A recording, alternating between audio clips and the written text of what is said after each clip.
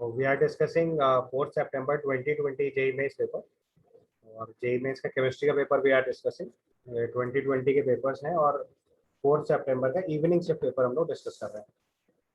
तो सबसे पहले question number 1, it's given major product B in the following reaction. तो आप ध्यान से देखो, हमारे पास ईथर है, उसकी HI से रिएक्शन करा रहे हैं सबसे पहले, and then we get an alcohol, and alcohol is treated by H2SO4 and followed by heating, so that will lead to again dehydration of alcohol to form alkene। ये basic reaction है। तो सबसे पहले देखो, अगर ईथर वाली chain को break करेंगे तो यहाँ पे HI विद हीट दे रखा है, तो सबसे पहले OH बॉन्ड कनेक्ट होगा, ठीक है।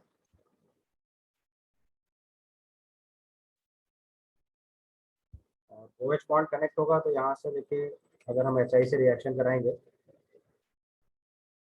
तो यहाँ सबसे पहले H+ कनेक्ट होगा के कार्बोकेटाइन बनाएंगे, ये OH+ बना। और यहाँ से अगर हम हीट करके बॉन्ड ब्रेक करेंगे तो इट विल अंडरगो आयोडीनेशन, तो I- as a nucleophile lesser sterically hindered side यहाँ पे अटैक करेगा, तो हमारे पास प्रोडक्ट बनेगा CH3 CH2 CH CH3 CH2OH plus CH3 CH2I। इसके बाद इसको H2SO4 यानी H+ दिया है, तो फिर से डिहाइड्रेशन ऑफ अल्कोहल फॉलो होगा। तो सबसे पहले बनेगा carbocation CH3 CH CH2 plus. अब जो कार्बोकेटाइन है वो 1 डिग्री है, तो रीअरेंज होकर 2 डिग्री पोजीशन पे जाएगा, तो rearrangement of carbocation will takes place. तो CH3 CH2 C plus CH3 and CH3, और उसके बाद एलिमिनेशन होने के बाद सेटजेफ प्रोडक्ट बनेगा। ये आंसर आएगा CH3 CH2 sorry CH3 CH double bond CH3 and CH3। यहाँ पे देखो जो एल्कीन बन रही है उसके पास नंबर ऑफ अल्फा हाइड्रोजन सबसे ज़्यादा आ रहा है, तो मोस्ट स्टेबल एल्कीन हमारा फाइनल आंसर हो जाएगा। तो यहाँ पे आंसर मार्क करेंगे हम लोग 2। क्लियर। के बाद देखिए next question, given the mechanism action of terfenadine that is Seldane is. तो देखो ये वाला केस आपको पता है केमिस्ट्री एवरीडे लाइफ से उठाया गया है। तो अगर इसका डिटेल लिखेंगे तो जो सेल्डेन जो है वो कॉम्पीट करता है हिस्टामाइन के साथ for the binding site of receptor, जहाँ पे इसको बाइंड होना होता है। तो अगर इसका डिटेल समझना है तो जो सेल्डेन होता है, डिटेल्स देखना है तो chemistry and everyday life NCERT 12th volume 2 में देखिएगा। तो we are writing Seldane competes with histamine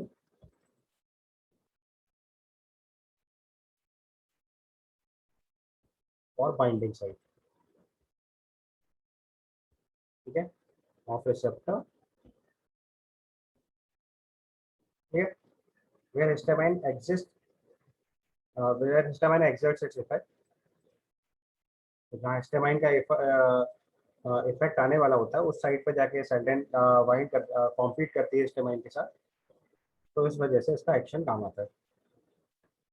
उसका आंसर देखेंगे तो हमारा थर्ड वाला आंसर हो जाएगा, inhibits the action of histamine receptor. तो हिस्टामाइन जहाँ अटैक करने वाला था उस जगह पे कॉम्पिटिशन शुरू कर दिया है, तो हिस्टामाइन का जो इफेक्ट था वो अपने आप कम होने लग जाएगा। समझ गया ना बात को। हिस्टामाइन एक्सर्ट्स इट्स ठीक है। और डिटेल देखना है कि कैसे ड्रग एक्शन काम करता है तो केमिस्ट्री लाइफ में देख सकते हैं। अदरवाइज ये ऐसा वाला ड्रग है जो कॉम्पीट कर रहा होता है। अब तो कॉम्पीट करेगा साइड पे तो इनहिबिशन क्रिएट करेगा, कुछ जगह बॉन्डिंग होगी और कुछ जगह नहीं होगी। तो नेक्स्ट क्वेश्चन दिया है the crystal field stabilization energy for COF3H2O whole thrice. तो इसमें देखो डेल्टा और लेस देन पी दे रखा है। डेल्टा और लेस देन पी है, इसका मतलब पहले इलेक्ट्रॉन हायर एनर्जी लेवल पे जाएगा, बाद में पेयरिंग होगी। तो इसका मतलब इसको हम लोग वीक फील्ड लिगेंड या हाई स्पिन की तरह टैकल कर सकते हैं। तो यहाँ पे देखो कोबाल्ट का ऑक्सीजन स्टेट 3+ है, कोबाल्ट 3+ का कॉन्फ़िगरेशन हुआ D6, और D6 कॉन्फ़िगरेशन में अगर हम फिलिंग करेंगे इलेक्ट्रॉन की तो it will be like this 1 2 3, पहले पेयरिंग नहीं होगी, ऊपर जाएगा 4 5 और फिर पेयरिंग होगी 6, बिकॉज डेल्टा हो लेस देन पी है, तो एक स्प्लिटिंग एनर्जी डेल्टा ओ कम है, तो इलेक्ट्रॉन हायर एनर्जी लेवल में पहले जाएगा, पेयरिंग बाद में होगी। तो अगर हम इसका CF ऐसे लिखेंगे तो आ जाएगा -0.4 delta O into 4 plus 0.6 delta O into 2। तो सॉल्व करेंगे तो ये वैल्यू आ जाएगी -0.4 डेल्टा वाई। ठीक है, तो अगर आंसर मैच कराएंगे तो इट विल बिकम 1। तो थोड़ा समझाने के लिए मैंने इतना ज़्यादा लिख दिया, अदरवाइज आप इजीली भी समझ सकते थे। तो नीचे के 3 इलेक्ट्रॉन ऊपर के 2 इलेक्ट्रॉन की एनर्जी को कैंसिल कर देंगे, तो नीचे का बस एक ही इलेक्ट्रॉन बचेगा T2C लेवल का, उसी की सीधे सीधे एनर्जी लिख देनी चाहिए थी। अदरवाइज पूरा सॉल्विंग लिखा है तो I have mention. Then comes question number 4. It's given which of the following compound will form the precipitate with aqueous AgNO3 most readily.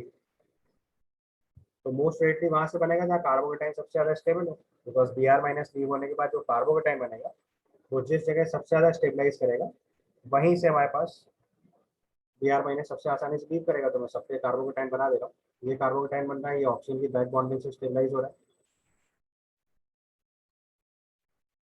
Next वाले केस में देखेंगे तो ये बेंजीन रिंग है, यहाँ से नाइट्रोजन है, इससे कनेक्टेड कार्बन है, इससे CH2+ आ रहा है।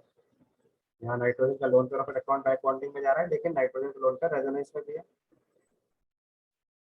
जब ऑप्शन सी नोटिस करोगे तो सी में नाइट्रोजन का लोन पेयर बैक बॉन्डिंग में जाएगा, और आप जानते हैं कार्बन और नाइट्रोजन में नाइट्रोजन की लोन पेयर डोनेशन कैपेसिटी ज़्यादा होती है। दिस इज द केस, तो यहाँ नाइट्रोजन का लोन पेयर ऑफ इलेक्ट्रॉन से साथ रेजोनेंस में है। और लास्ट ऑप्शन चेक करेंगे तो उसमें कार्बन रेजोनेंस का आ ही नहीं सकता, बैक बॉन्डिंग का केस भी नहीं लगा। तो पहले 3 केस में बैक बॉन्डिंग लग रही है, और आपको पता है बैक बॉन्डिंग जो है वो नाइट्रोजन की सबसे ज़्यादा इफेक्टिव होती है। तो donation capacity of nitrogen is more, donation capacity of nitrogen more than oxygen होती है, क्योंकि ऑक्सीजन मोर इलेक्ट्रोनेगेटिव है तो उसका लोन पेयर डोनेट करना थोड़ा मुश्किल हो जाता है। तो बैक बॉन्डिंग नाइट्रोजन की ज़्यादा इफेक्टिव काउंट करेंगे, या इसको नाइट्रोजन की डोनेशन कैपेसिटी से भी लिंक कर सकते हैं। और पहले वाले सेकंड वाले केस में नाइट्रोजन का लोन पेयर ऑफ इलेक्ट्रॉन जो है वो बेंजीन से रेजोनेंस में, तो उसकी डोनेशन कैपेसिटी थोड़ी कम हो जाएगी। तो हाईएस्ट स्टेबिलिटी जो आ रही है वो आ रही है ऑप्शन नंबर 3 के साथ। तो वहीं से सबसे पहले Br लीव करेगा, या वहीं से सबसे ज़्यादा AgNO3 की रिएक्शन पास करेगी। उस क्वेश्चन का आंसर हो जाएगा third. Then comes question number 5. Question number 5 is given 250 ml of a waste solution obtained from a workshop of a goldsmith contain 0.01 m AgNO2, 0.01 m AuCl. The solution was electrolyzed at 2 volt by passing a current of 1 ampere for 15 minutes. The metal oblique metals electrode deposited will be. तो देखो हमें electrode potential check करना है। तो अगर आप ध्यान से देखोगे हमारे पास गोल्ड और सिल्वर सोल्यूशन दोनों है, और आप ध्यान से देखो तो जो गोल्ड का स्टैंडर्ड रिडक्शन पोटेंशियल है E not of Au plus two Au जो है वो greater than E not of Ag plus two Ag। जिसका स्टैंडर्ड एक्सपोनेंशियल मोर नेगेटिव होता है वो अच्छा रिड्यूसिंग एजेंट होता है। लॉजिक इज दिस, ठीक है। या इसका उल्टा लिखेंगे तो अगर इसका ऑक्सीडेशन पोटेंशियल देखेंगे तो मोर नेगेटिव ऑक्सीडेशन पोटेंशियल आएगा। यहाँ पे ऑल्दो ये तो रिडक्शन पोटेंशियल लिखा हुआ है, you can see more negative standard oxidation potential for gold. जिसका ऑक्सीडेशन पोटेंशियल ज़्यादा नेगेटिव होता है वो अच्छा ऑक्सीडाइजिंग एजेंट होता है, यानी कि सेल्फ रिड्यूस होगा। Hence Au plus 2 Au reduction is more favorable। ये समझ गया कैसे?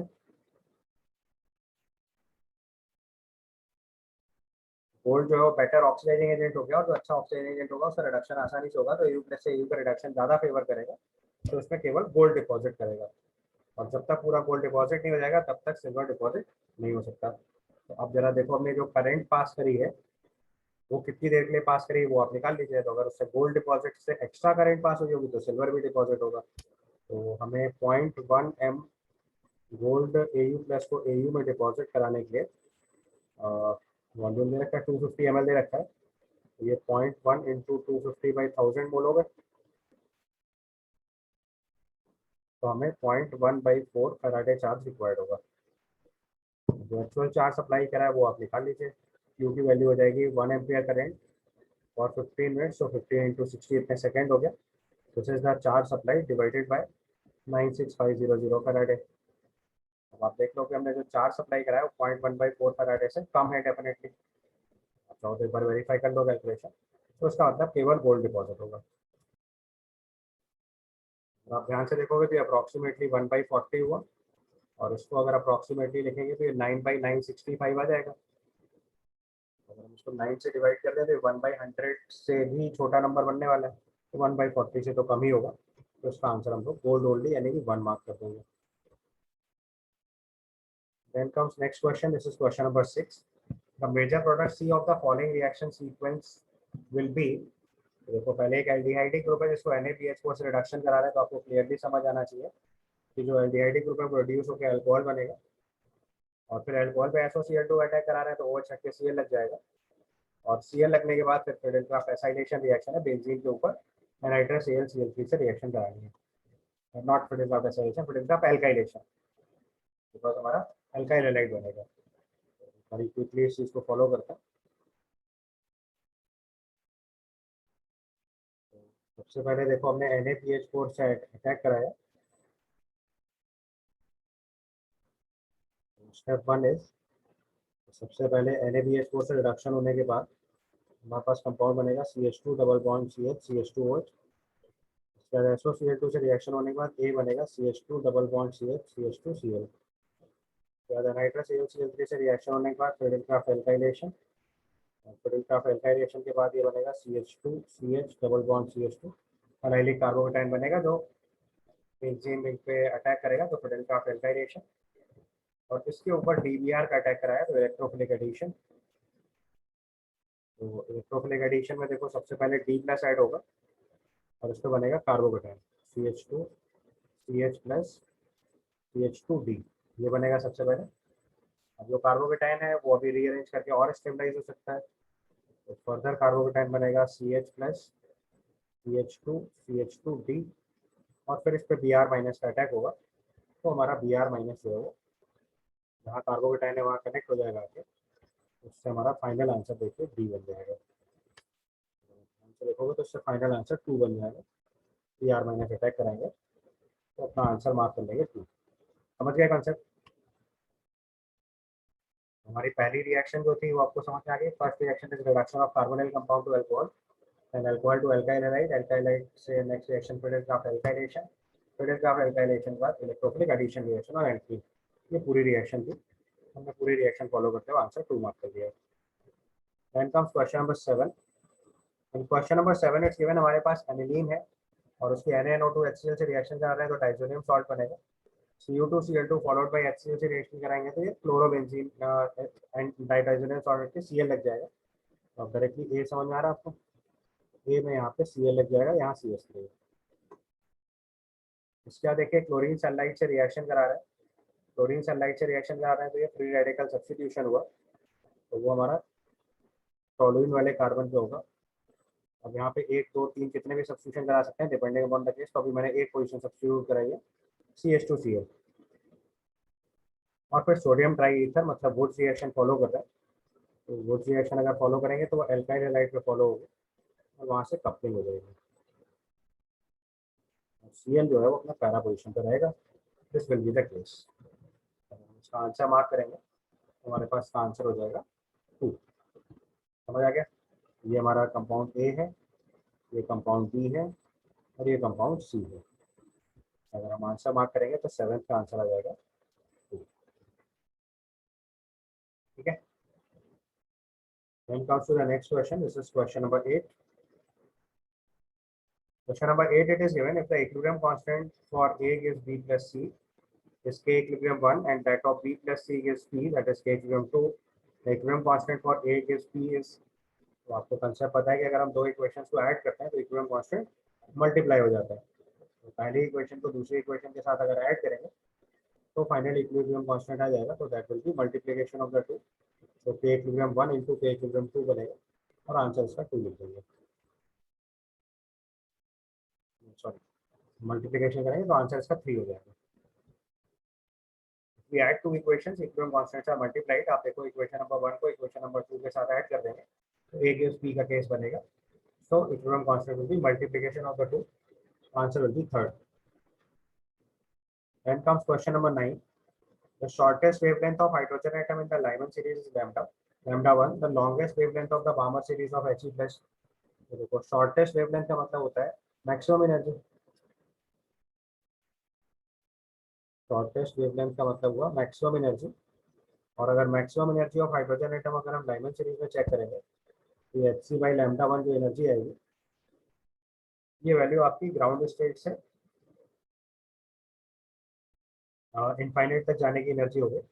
तो उसका फॉर्मूला होता है, अगर हम 1/λ1 is equal to R H Z square into 1/n1 square minus 1/n20 square apply करेंगे। अब हमें longest wavelength of Balmer series निकालनी है, तो longest wavelength of Balmer series का मतलब मिनिमम एनर्जी, और minimum energy of Balmer series कहाँ से होगी, 3 से 2 के लिए। तो 1/λ2 R H Z square is 2 square into 1/2 square minus 1/3 square. इसको सॉल्व करना है। अगर आप ध्यान से देखो तो पहले वाले एक्सप्रेशन से आपको आर एच की वैल्यू 1/λ1 पता चल जाएगा। तो 1/λ2 is equal to 1/λ1 into 4 times, इसको सिंप्लीफाई करेंगे तो 1/4 माइनस 1/9 आएगा, फिर 9/36 आ जाएगा।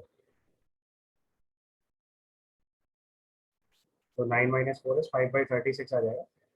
सिंप्लीफाई करेंगे तो 5/9 हो जाएगा। यहाँ से λ2 की वैल्यू आ जाएगी 9λ1/4, सॉरी 9λ1/5,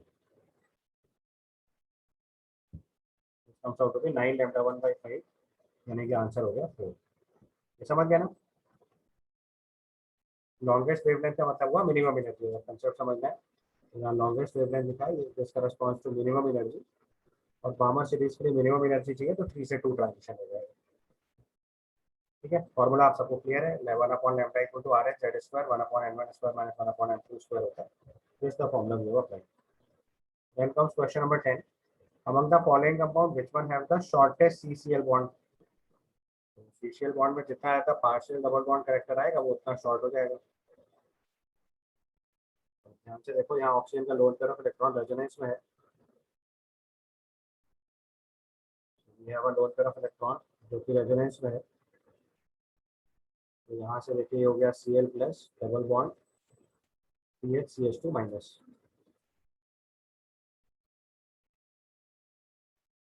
ये केस बनेगा,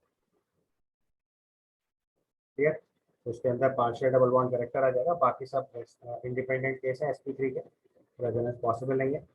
तो पार्शियल डबल बॉन्ड करेक्टर आ जाएगा तो ये शॉर्टेस्ट बॉन्ड हो जाएगा। तो आप ध्यान से देख सकते हो, it is reflected partial double bond character.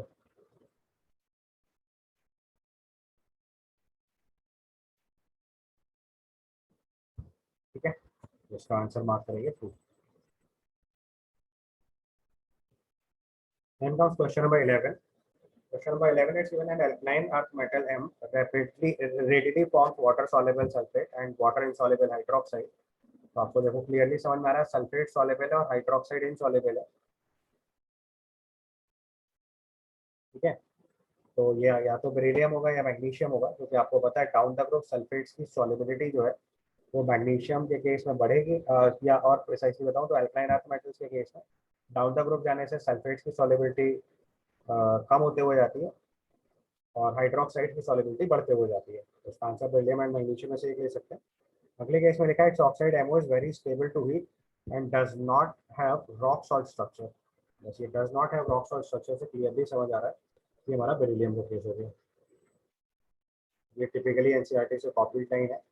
अभी हम इसका आंसर बेरिलियम मार्क करेंगे, which is third one. Details देखना है तो एस ब्लॉक में देख लीजिए एक बार एनसीईआरटी में। तो देखिए अल्कालाइन अर्थ मेटल्स के ऑक्साइड्स एंड हाइड्रोक्साइड्स का केस देखते हैं।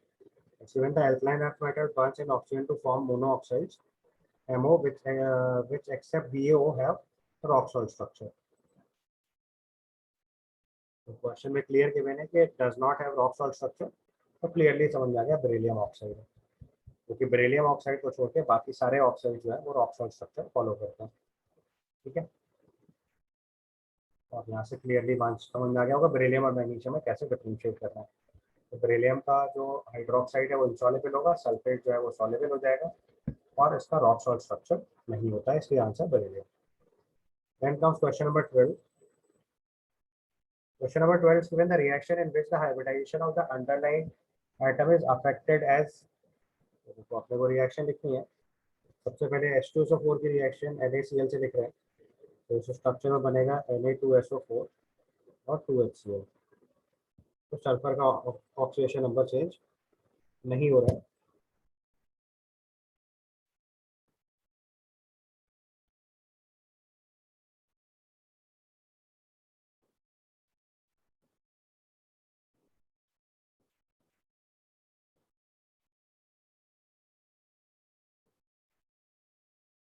उसके बाद देखिए H3PO2 का डिस्प्रपोर्शनेशन कराएंगे।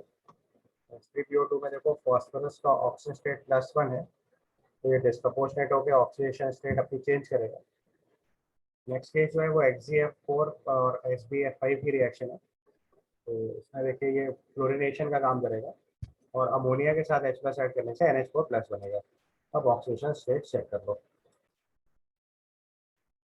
रिएक्शंस लिखते हैं तो HgF4 और SbF5 की रिएक्शन से HgF3+ और SbF6- बनेगा। अमोनिया और H+ की रिएक्शन से NH4+ बनेगा। तो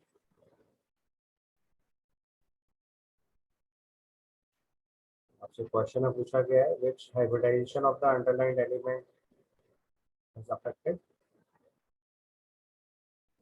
ठीक है, तो यहाँ पे देखो सल्फर यहाँ पहले sp3 था, यहाँ पे भी sp3 है। Sp2 का अगर डिस्प्रपोर्शनेशन होगा तो ये अपनी हायर और लोअर ऑक्सीजन स्टेट्स क्रिएट करेगा। तो यहाँ पहले ही sp3 है, तो बाद में भी फॉस्फोरस से जो भी कंपाउंड्स बनेंगे सब sp3 में ही बनने वाले। HgF4 के केस में बस देखो ध्यान से देखना है, HgF4 जो था ये sp3d2 हाइब्रिडाइजेशन था, और जैसे ही आपने HgF3+ करा तो ये आपका केस हो गया sp3d का। स्ट्रक्चर ड्रॉ करेंगे तो ये जेनॉन हुआ, ये 3 फ्लोरीन हो गए। जेनॉन के वैलेंस शेल में 8 इलेक्ट्रॉन, 1+ की वजह से 7 इलेक्ट्रॉन हो गए, 3 बॉन्ड बन गए, 4 इलेक्ट्रॉन मतलब 2 रोल गए, टी शेप आ जाएगी। तो हाइब्रिडाइजेशन गेट्स अफेक्टेड, तो उसका आंसर हम लोग 3 मार्क कर देंगे। बाकी क्लियर है आपका, अमोनिया का हाइब्रिडाइजेशन है 4+ का, ये sp3 से sp3 था, so no change in hybridization. Oxygen state देखेंगे तो डिस्प्रपोर्शनेशन के चेंज में केस में चेंज हो रही है, हाइब्रिडाइजेशन चेक करेंगे तो HgF4 के केस में चेंज हो रहा है। ठीक है, तो देखो थोड़ा सा केस है PS3 में, ऑल्दो हम लोग हाइब्रिडाइजेशन कंसीडर नहीं करते ट्राइबोस रूल से, लेकिन ध्यान रखना मेल्स में ये सब रूल्स नहीं लगाए जाते। मेल्स के केस में स्टैंडर्ड sp3 मान लेना, तो नो चेंज इन हाइब्रिडाइजेशन ही बोलेंगे। इसके बाद क्वेश्चन नंबर 13 देखो। Question number 13 is given the one that can exhibit highest paramagnetic behavior among the following। तो हाईएस्ट पैरामैग्नेटिक बिहेवियर मतलब आपको maximum number of unpaired electron निकालने। ठीक है, तो जरा ऑक्सीजन स्टेट चेक करेंगे तो पैलेडियम का तो 2+ स्टेट हो गया। ठीक है, लाइऑक्साइड है। उसके बाद अगला केस लेंगे तो यहाँ पे Fe3+ हो गया। यहाँ कोबाल्ट का चेक करेंगे तो 3+ आ गया, और टाइटेनियम चेक करेंगे तो ये भी 3+ हो गया। ठीक है, सबके ऑक्सीजन स्टेट चेक कर लो, और देखो क्वेश्चन नंबर 3 में क्लियरली गिवन है डेल्टा ओ ग्रेटर देन पी, मतलब पहले पेयरिंग करानी है, और सॉरी डेल्टा ओ ग्रेटर देन पी है तो पहले पेयरिंग करानी है और फिर हायर एनर्जी लेवल में ले जाना है। This is the final question में गिवन है डेल्टा ओ ग्रेटर देन पी, करस्पॉन्डिंग सबकी पैरामीटर्स के नंबर ऑफ अनपेयर्ड इलेक्ट्रॉन निकालो और फिर आंसर बताओ। तो पैलेडियम का केस है तो ये डेफिनेटली आपको पता है कि चाहे वीक फील्ड लिगेंड हो चाहे स्ट्रॉन्ग फील्ड लिगेंड हो, सब स्ट्रॉन्ग फील्ड लिगेंड की ट्रीट होते हैं, क्योंकि this belongs to 5D series. 4D series, 3D वाली सीरीज में केवल weak field ligand strong field ligand का कॉन्सेप्ट होता है। And palladium belongs to nickel series, nickel palladium platinum होता है। ये D8 कॉन्फ़िगरेशन होगा, और D8 कॉन्फ़िगरेशन में स्ट्रॉन्ग फील्ड होने की वजह से सारे इलेक्ट्रॉन पेयर्ड काउंट करेंगे। ठीक है, all electron paired D8 configuration, सारे इलेक्ट्रॉन पेयर्ड है तो इसका मैग्नेटिक 0 आ जाएगा। अगले वाला केस थोड़ा जबरदस्त, अगले वाले केस में आयरन 2+ है, क्योंकि बाकी सब न्यूट्रल है, और यहाँ पे EN ले रखा है, अमोनिया ले रखा है, BH3 ले रखा है, सब स्ट्रॉन्ग फील्ड की तरह केस करेंगे। ये D6 कॉन्फ़िगरेशन आएगा, सारे इलेक्ट्रॉन पेयर तो 0 मैग्नेटिक मोमेंट आएगा। इसके बाद कोबाल्ट ऑक्सीडेट OH मैंने ले रखा है, यहाँ पे कोबाल्ट 3+ कॉन्फ़िगरेशन है, कोबाल्ट 3+ का कॉन्फ़िगरेशन भी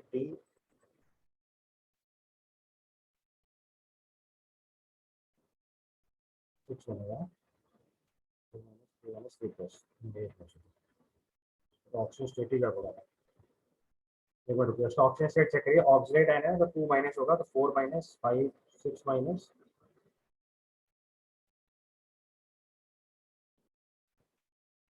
ऑक्सीजन स्टेट तो मतलब फॉर्मूले के हिसाब से तो गड़बड़ आ रहा है। यहाँ पे देखो कोबाल्ट का ऑक्सीजन स्टेट निकालेंगे तो कोबाल्ट 5+ आ रहा है, तो D4 कॉन्फ़िगरेशन आएगा, और इलेक्ट्रॉन की पेयरिंग पहले करा देनी है, 2 अनपेयर्ड इलेक्ट्रॉन आएंगे। टाइटेनियम 3+ लिखेंगे तो ये D1 कॉन्फ़िगरेशन आएगा, एक अनपेड इलेक्ट्रॉन आएगा। तो मैक्सिमम पैरामीटर दीजिए, कोबाल्ट कॉम्प्लेक्स के साथ आ जाएगा, उसका आंसर 3 मार्क कर देंगे। ठीक है। Then comes question number 14. The process of calcination and roasting in the metallurgical industry respectively can lead to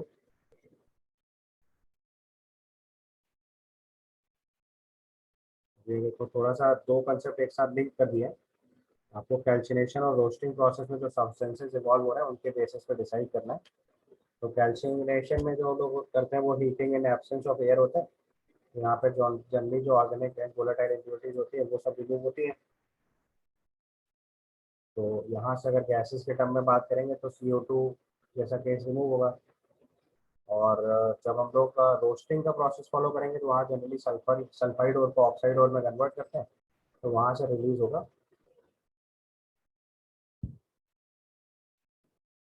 acidic gases, let's say SO2 ना। तो SO2 responsible for acidic rain और CO2 is responsible for global warming. Photochemical smog के लिए SO2 responsible नहीं होती, तो ये gas छोड़ देना। और ओजोन लेयर एप्लीकेशन के लिए भी SO2 रिस्पॉन्सिबल नहीं होता, तो ये भी गैस छूट जाएगा। और CO2 एंड ऑल भी फोटोकेमिकल स्मॉग के लिए रिस्पॉन्सिबल नहीं है। यहाँ पे ऑप्शन के एलिमिनेशन से हम लोग इसका आंसर 3 मार्क कर देंगे। और अगर थोड़ा सा ऑप्शन लिखना है तो कैल्सिनेशन में आप CO2 इवॉल्व करा सकते हैं, जैसे जिंक कार्बोनेट है, आयरन का कार्बोनेट है, तो हीट करने से जनरली CO2 या वाटर वेपर निकलता है, ये ग्लोबल वार्मिंग के लिए रिस्पॉन्सिबल है। और अगर रोस्टिंग की बात करेंगे तो रोस्टिंग में मोस्टली सल्फाइड्स को ऑक्साइड में कन्वर्ट करता है, तो सल्फाइड और से SO2 निकलेगा जो कि एसिड रेन के लिए रिस्पॉन्सिबल है। SO2 फर्दर ऑक्सीडाइज होकर SO3 कन्वर्ट होता है और SO3 वाटर से ऐड होकर H2SO4 बना देता है। या सिंपली SO2 भी अगर वाटर में डिजॉल्व हो तो H2SO3 बनता है, जो स्ट्रॉन्गली एसिडिक। तो ये भी अपना एसिडिक रेन के लिए रिस्पॉन्सिबल है, so answer will be third. Then comes question number 15. It's given the major product are in the following reaction. तो सबसे देखो हमारे पास एक पहले एल्काइन है। एल्काइन की रिएक्शन तो LiLH4 से करा है, सॉरी LiNH2 से करा है इन प्रेजेंस ऑफ ईथर। तो ये देखो हमारा बेसिकली कार्बन आयन बनाने में हेल्प करेगा, क्योंकि LiNH2 स्ट्रॉन्गर बेस, ये इससे कार्बन आयन बनाएगा। इस कार्बन आयन का हम लोगों ने अटैक कराना है इस एल्काइल हैलाइड पे, तो न्यूक्लियोफिलिक सब्स्टिट्यूशन हो जाएगा। न्यूक्लियोफाइल यहाँ अटैक करके Br- लीव कराएंगे, तो it will undergo nucleophilic substitution.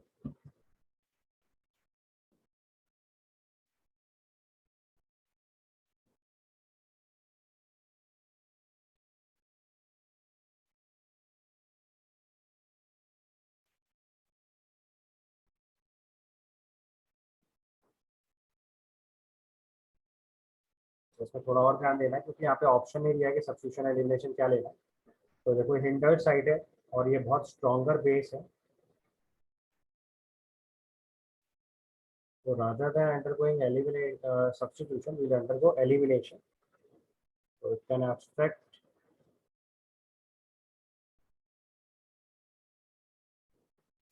H plus from the molecule और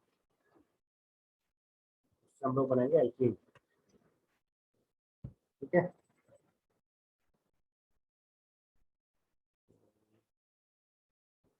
एल्कीन बनाएंगे तो ये बनेगा CH3 CH double bond C CH3 whole twice, ये बनेगा।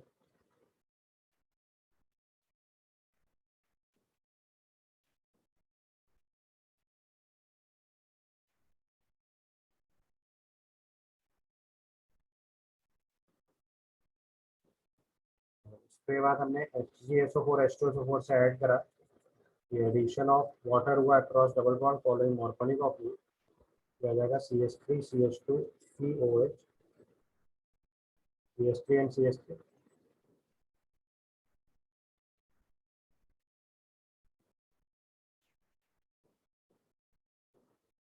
उसके बाद फॉलो कर लेंगे हम लोग dehydration of alcohol with H2SO4 followed by heat।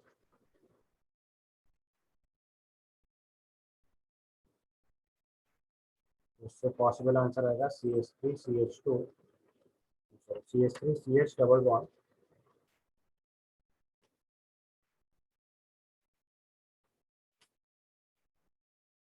CH3। आप ध्यान से देखो तो हमें इसमें से कोई भी ऑप्शन ऐसा फिट होते नहीं दिख रहा है। All the cases you can see clearly that कोई भी आंसर फिट नहीं हो रहा है। इसका मतलब ये एलिमिनेशन का केस नहीं लेना है, क्योंकि क्वेश्चन में हीट नहीं गिवन है। So we don't have clue कि हमें एलिमिनेशन पकड़ना है या सब्स्टिट्यूशन पकड़ना है।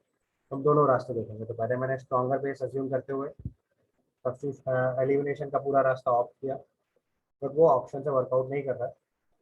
आप थोड़ा सा ध्यान देते हैं तो प्रोडक्ट में जो ऑप्शंस लिखे हैं उसमें देखो 2 कार्बन ज़्यादा है द रिएक्टेंट, तो क्लियरली समझ आ रहा है कि सर्टेनली यहाँ पे सब्स्टिट्यूशन हुआ है। कि मैंने एलिमिनेशन की पॉसिबिलिटी हटा दी है, तो अब यहाँ पे सब्स्टिट्यूशन की पॉसिबिलिटी ट्राई करेंगे एक बार। Now it is CH3 CH Br। देखो ऐसी जगह बहुत केयरफुल रहना होता है आईटी पेपर में, मेंस के पेपर में स्पेशली, क्योंकि वो ऑप्शन बेस पे चलते हैं। यहाँ पे इसने ऐसे ग्रुप पे अटैक करा और इसको एलिमिनेट करा। अब आपको लग रहा होगा सर आपने पहले एलिमिनेशन क्यों प्रेफर करा, क्योंकि स्ट्रॉन्गर बेस था। और जब एलिमिनेशन से फिट नहीं हुआ तो फिर हमने सब्स्टिट्यूशन का रास्ता पकड़ा। ये आएगा CH3 CH होल ट्वाइस, और यहाँ पे C ट्रिपल बॉन्ड CH आएगा। अब इसके बाद इस पे HgSO4 H2SO4 का अटैक कराएंगे तो मोरकोनी का अटैक होगा। It will form CH3 CH CH3 CH CH CH3 whole twice. और इस पर अगर हम वाटर का अटैक करा देंगे तो डबल बॉन्ड 2 CH3 बन जाएगा। उसके बाद NaBH4 से रिडक्शन कराएंगे तो ये बन जाएगा CH CH3 CH CH3 whole twice, और रिडक्शन होने के बाद CHOH CH3 बन जाएगा। ठीक है। इसके बाद इस पर डिहाइड्रेशन ऑफ अल्कोहल फॉलो करेंगे तो कार्बोकेटाइन बनेगा, और फिर हम एलिमिनेट करेंगे। एलिमिनेशन से मोस्ट स्टेबल एल्कीन फॉर्म होगी। तो most stable alkene follow form करेंगे हम लोग, तो पहले देखो कार्बोकेटाइन रीअरेंज करेगा। थोड़ा सा देखो लेंथी सवाल हो गया है, लेकिन ठीक है, ऐसे सवाल आते हैं एग्जाम में, आपको थोड़ा ध्यान से देखना है। तो ये केस हुआ, यहाँ पहले यहाँ कार्बोकेटाइन बनेगा, उसके बाद हाइड्राइड शिफ्ट होगी। अब ये कार्बोकेटाइन कन्वर्ट होगा CH3C प्लस CH2 CH3, और यहाँ से CH CH3 एंड CH3, और उसके बाद एलिमिनेशन होगा। हमारा फाइनल प्रोडक्ट आएगा CH3 C double bond C CH3 CH3 CH2 CH3। ये पॉसिबल आंसर हो जाएगा। और अगर आप ध्यान से देखो तो ऑप्शन 1 से मैच कर जाएगा, हमारा आंसर 1 मार्क कर देगा। समझ गए कंसेप्ट? तो आप सारे कंसेप्ट पूछे उसने। पहले Li2 से कार्बोनाइन बनाया, कार्बोनाइन का न्यूक्लियोफिलिक अटैक करा के न्यूक्लियोफिलिक सब्स्टिट्यूशन कराया। न्यूक्लियोफिलिक सब्स्टिट्यूशन के बाद एल्काइन पे वाटर का एडिशन मॉर्कोनिक ऑफ यूज से, तो NaBH4 से अल्कोहल कार्बोनाइल को रिड्यूस करा के अल्कोहल, और बाद में डिहाइड्रेशन ऑफ अल्कोहल का कंसेप्ट फॉलो किया गया विद कार्बोकेटाइन रीअरेंजमेंट। तो पूरा डिटेल प्रोसेस देख के फिर आंसर मार्क करना है। उसका आंसर 1। और इसमें भी पहले एक कंफ्यूजन था that we go for elimination और वी गो फॉर सब्स्टिट्यूशन। वो ऑप्शन भी पहले एलिमिनेट करना था। तो ऐसे क्वेश्चन थोड़े लेंथी होते हैं, कोशिश करना चाहिए, टाइम कंज्यूमिंग होते हैं।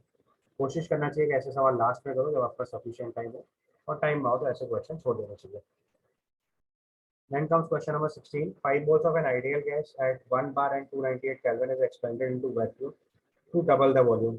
Then work done in the process. तो देखो अगर हम वैक्यूम में एक्सपेंशन करा रहे हैं तो वैक्यूम के लिए पी एक्सटर्नल 0 हो जाएगा। वैक्यूम के लिए पी एक्सटर्नल 0 हो जाएगा, और वर्क डन होता है minus times P external into delta we. P external 0 है तो वर्क डन 0 आ जाएगा। इसका आंसर 3 मार्क कर देंगे। समझ गए? 5 moles of ideal gas expanded in vacuum, तो वैक्यूम के लिए पी एक्सटर्नल 0 तो वर्क डन 0 आ जाएगा। Then comes question number 17. The process that is not endothermic in nature. तो देखो आपको पता है कि नॉर्मली जो इलेक्ट्रॉन गेन एंथैल्पी होती है वो एक एक्सोथर्मिक प्रोसेस होता है। ठीक है, तो इस चीज को पहले ध्यान से लिखना है। इलेक्ट्रॉन गेन एंथैल्पी जो है, electron gain enthalpy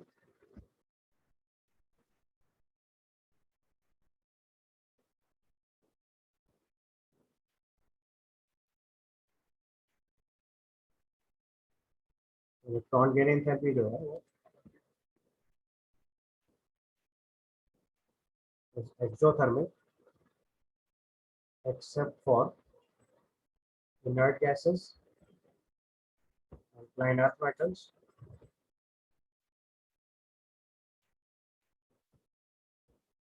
and nitrogen.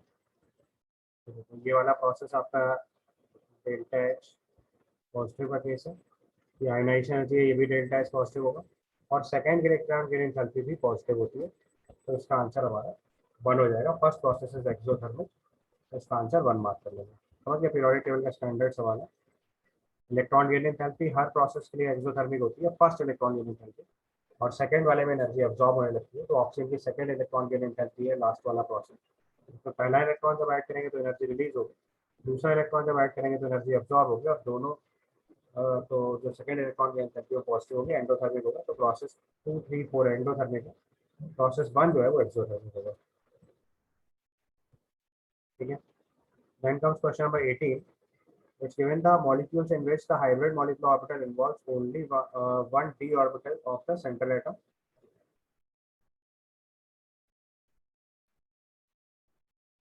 आपको चेक करना है इनमें से किस केस में एक डी ऑर्बिटल इन्वॉल्व होगा। तो ध्यान से देखिए, ओनली वन लिखा हुआ है, तो इसका मतलब आपको प्रिसाइसली हाइब्रिडाइजेशन कैलकुलेट करना है। तो CrF3 के केस में देखो, ये हमारा क्रोमियम 3+ ऑक्सीजन स्टेट है, और क्रोमियम 3+ के केस में F- जो है वो वीक फील्ड लिगेंड है, ये sp3।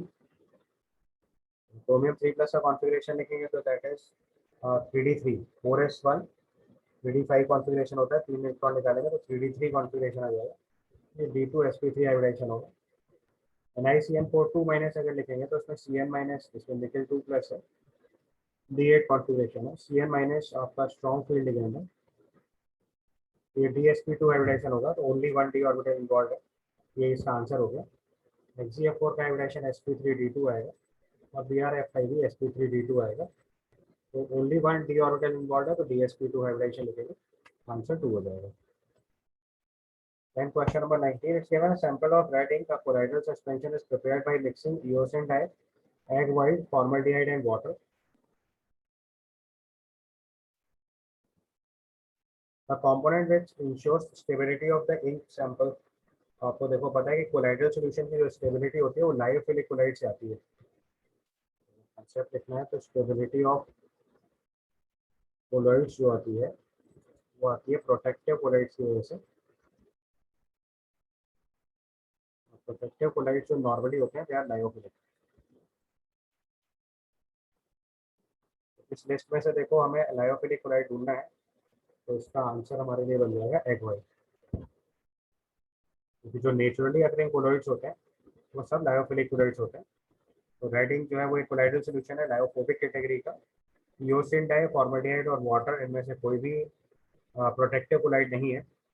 तो प्रोटेक्टिव कोलाइड की लिस्ट में लायोफिलिक कोलॉइड्स होते हैं, और इस कैटेगरी में यहाँ पे एग वाइट काम करेगा। इसका आंसर हम लोग 4 मार्क कर देंगे, आंसर हो जाएगा 4 एग वाइट। लॉजिक समझ में आ गया? जो आपके नेचुरली अकरिंग होते हैं वो कोलॉइड्स, वो नॉर्मली लायोफिलिक हो जाता है। एग वाइट इसका एग्जाम्पल है। Then comes question number 20. Question number 20 is given the correct statement about A to C are. तो इनका जरा देखिए, तो tungsten is more stable then Cr6+। अब ये देखो डी ब्लॉक का स्टैंडर्ड सवाल है, तो इसके लिए जरा हम लोग एनसीईआरटी का डेटा एक बार देख लेते हैं। अदरवाइज आंसर तो मैं आपको बता ही देता हूँ। आंसर हम लोग देखेंगे तो उसने पूछा इनकरेक्ट स्टेटमेंट, उसका आंसर बी हो जाएगा। In presence of HCl permanent titration provide satisfactory result. ये गड़बड़ हो गया, क्योंकि आपको पता है कि KMnO4 जो है वो HCl को ऑक्सीडाइज कर देता है। तो MnO4- अगर HCl से रिएक्शन करता है तो ये क्लोरीन को Cl2 में और ये खुद Mn2+ में कन्वर्ट हो जाता है। तो इससे टाइट्रेशन के सेटिस्फैक्टरी रिजल्ट नहीं आएंगे, क्योंकि टाइट्रेशन में HCl टाइट्रेट हो जाएगा। And some lanthanide oxides can be used as phosphor, ये एकदम करेक्ट है। उसका इनकरेक्ट स्टेटमेंट हम लोग मार्क करेंगे, तो that comes out to be B होगी, यानी कि आंसर 3। समझ आ गया? बाकी डिटेल्स देखना है तो एक बार डी एंड एफ ब्लॉक में देख लीजिए इसको। तो जैसे पी ब्लॉक में इनर्ट पेयर इफेक्ट काम करता है, डी ब्लॉक में इसका उल्टा इफेक्ट काम करता है। तो यहाँ पे देखो, Although in P block the lower oxygen state is favored by the heavier members due to net wear effect, तो इसका opposite effect काम करता है D block में. The opposite is true for the group D blocks. For example, in group 6, molybdenum plus 6 and tungsten plus 6 are formed more stable than chromium 6 plus. ठीक है. और दूसरा पार्ट जो है वो इसके एफ ब्लॉक के एलिमेंट्स के यूजेस से पूछा गया है. Uses of F block element check करेंगे, वहां से उसको मार्क कर लीजिए.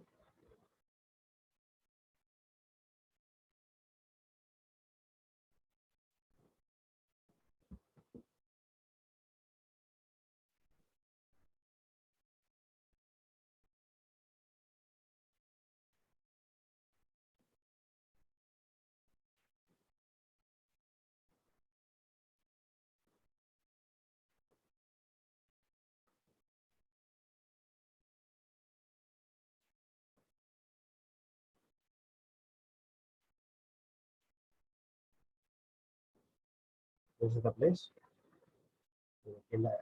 जहाँ से स्टार्ट हो रहा है लैंथेनाइट से यूजेस मार्क करने. यहाँ पे देखिए अगर हम मार्क करेंगे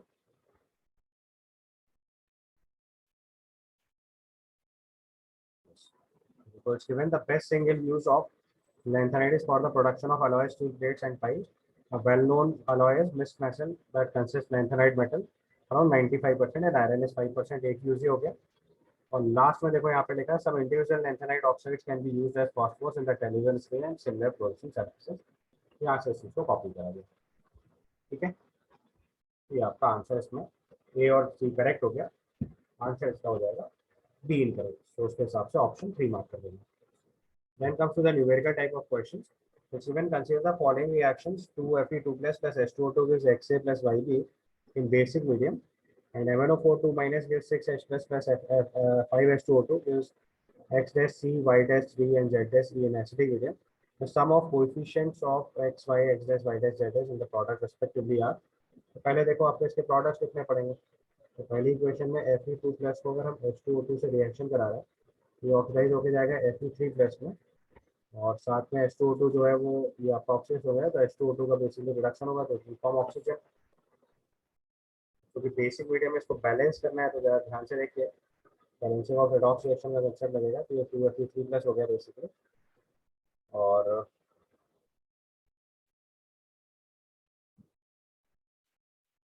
बाकी हाइड्रोजन और ऑक्सीजन बैलेंस करेंगे, तो देखिए राइट साइड में ऑक्सीजन बैलेंस हो गया, हाइड्रोजन बैलेंस करना है, तो यहाँ पे आप 2H2O लिख लो और लेफ्ट साइड में 2OH माइनस लिख लो. दूसरी इक्वेशन पकड़ेंगे हम लोग एसिडिक मीडियम में, तो 2MnO4 माइनस की रिएक्शन 6H प्लस. या डायरेक्टली आप देखो तो एनसीईआरटी में डायरेक्ट रिएक्शन दे रखी है हाइड्रोजन पेरोक्साइड की रिएक्शन. H2O2 से रिएक्शन कराएंगे, यहाँ से प्रोडक्ट बनेगा Mn2 प्लस वाटर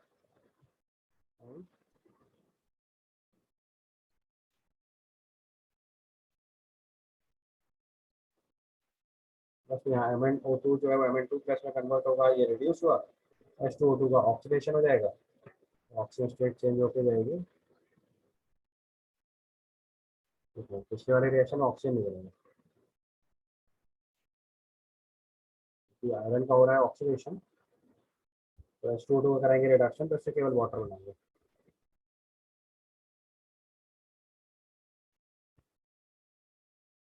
इसको जरा बैलेंस कर लीजिए, तो हाइड्रोजन ऑक्सीजन को बैलेंस हो गई है, एक ऑक्सीजन शॉर्ट हो रही है, तो ऑक्सीजन को बैलेंस करने के लिए यहाँ पे 2H2O कर लो, यहाँ OH माइनस कर दो, इसको बैलेंस हो गया.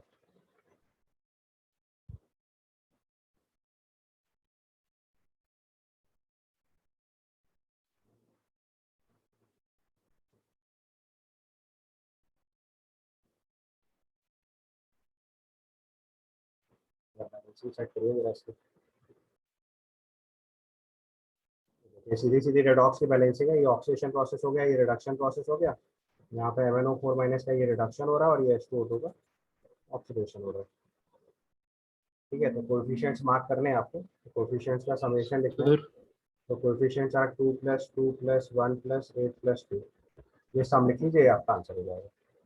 सर मैंगनीज सेकंड वाली क्वेश्चन में बैलेंस नहीं है. हाँ बेटा, हाँ मैग्नीज का मैंगनीज 2Mn2 प्लस हो जाएगा. तो यहाँ पे भी 2 कर लेना, इसका सम करके आप 5O2 होगा। यहाँ पे कोएफिशिएंट ऑफ ऑक्सीजन भी 5 आएगा, वो सही कर लीजिएगा। तो बैलेंस करेंगे तो 2 + 2 + 2 + 8 + 5 करेंगे तो सम होने के बाद 19 आ जाएगा। आंसर हम लोग को मार्क कर लेना 19। फिर अगला केस लिखा है number of chiral centres present in threonine. Threonine का स्ट्रक्चर पता है आपको? तो CH3 CHOH CHNH2 COH हो गया आपका थ्रियोनाइन। उसमें नंबर ऑफ कायरल सेंटर पूछे तो एक कायरल सेंटर ये है और एक कायरल सेंटर ये है, तो नंबर ऑफ कायरल सेंटर्स 2 हो जाएगा। ठीक है। Then comes question number 23. Question number 23 is given the number of molecules with energy greater than the threshold energy for the reaction increases 5-fold by rising temperature 27 degrees Celsius to 42 degrees Celsius. Its energy of activation in joules per mole is, तो देखो सीधा formula है, rate of reaction के अगर हम लोग formula लगाएंगे तो आ जाएगा log of K1 by K2 is equal to minus A upon 2.303 R into 1 upon T1 minus 1 upon T2। ये कंसेप्ट अप्लाई करिए तो उसने बोला हुआ है कि रिएक्शन रेट इंक्रीज किया 5 फोल्ड्स में, हमारा ये वैल्यू बन जाएगी log of 1/5 is equal to minus A upon 2.303। अच्छा 2.303 नहीं यूज़ करना है तो उसको ln यूज़ कर सकते हैं, क्योंकि क्वेश्चन में आपको ln 5 की वैल्यू दे रखी है। मेरा right ln of 1/5 is minus 1/8 into R की जगह 8.314 इंटू टेम्परेचर 1/300 माइनस 1 कितना आएगा ये देखिए 273 + 42 करिए। So 315.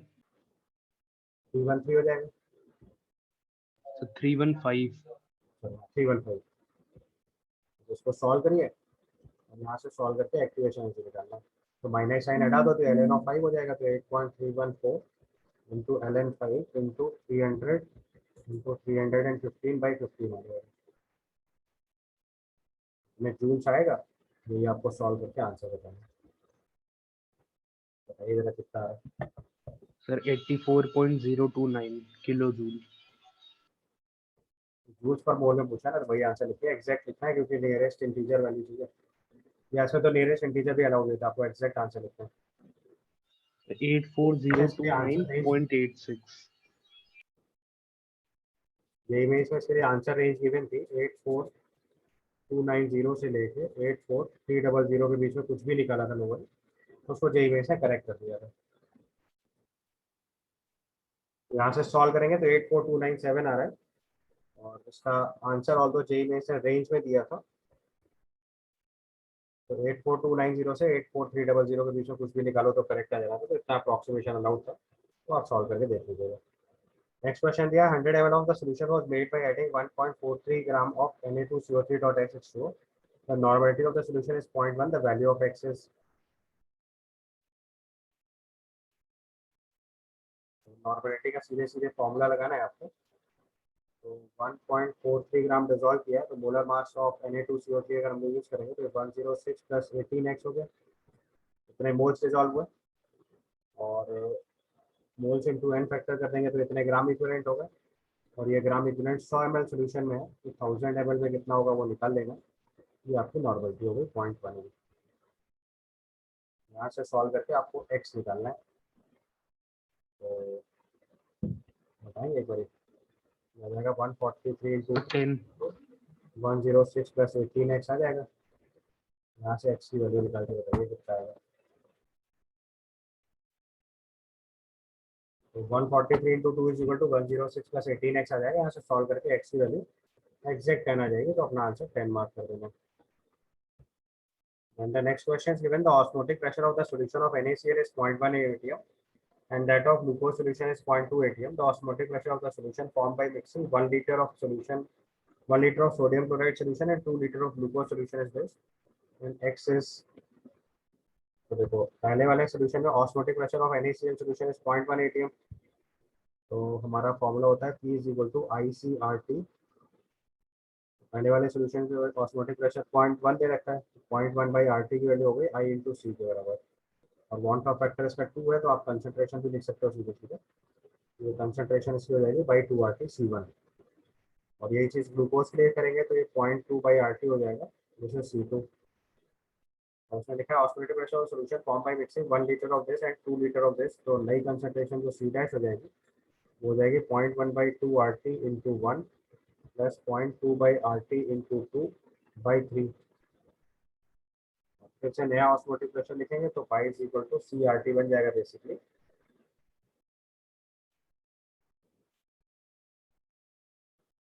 ठीक है, तो NaCl के लिए बॉन्ड का फैक्टर फिर से 2 यूज कर लेना, तो वैल्यू आ जाएगी 0.1 बाय कितना हो गया 6RT ना,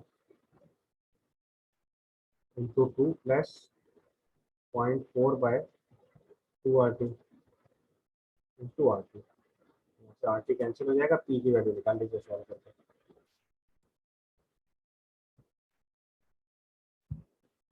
तो सॉल्व करके फाइनल आंसर बताइए। तो उसको थोड़ा देखो सिंप्लीफाई करेंगे तो ये 0.1/6RT इंटू 2 वन का फैक्टर ऑफ NaCl2 यूज किया है, 0.4/3RT इंटू RT, तो RT तो कट गया, तो ये 0.1 प्लस 0.4/3 आ जाएगा। तो सिंप्लीफाई करके लिखोगे तो 0.5/3 ATM आ जाएगा। और अपने को आंसर रिपोर्ट करना है x इंटू 10⁻³ में, मतलब 1000 मल्टीप्लाई करके लिख लो, तो 500/3 हो गया, यानी कि अप्रॉक्सीमेटली 166.66 आ जाएगा। राउंड ऑफ करके लिखोगे तो 167 लिख देना नियरेस्ट इंटीजर। ठीक है, आंसर नियरेस्ट इंटीजर में लिखा है तो answer will be 161 and this completes your paper. Thank you.